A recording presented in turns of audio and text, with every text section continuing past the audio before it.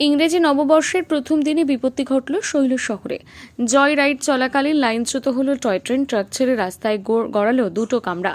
ঘটনায় হতাহতের কোনো খবর না থাকলেও টয় ট্রেনে উপস্থিত যাত্রীরা আতঙ্কিত হয়ে পড়েন ট্রেন দুর্ঘটনার জেরে। উত্তর পূর্ব সীমান্ত রেল সূত্রে খবর, সোমবার সকালে দার্জিলিং থেকে প্রায় ৬০ জন পর্যটক নিয়ে জয় রাইড শুরু হয়। গন্তব্য ছিল ঘুম। সেই লক্ষ্যে রওনা হয়েছিল টয় ট্রেন, যদিও ঘুম পৌঁছানোর আগে বিপত্তি ঘটে।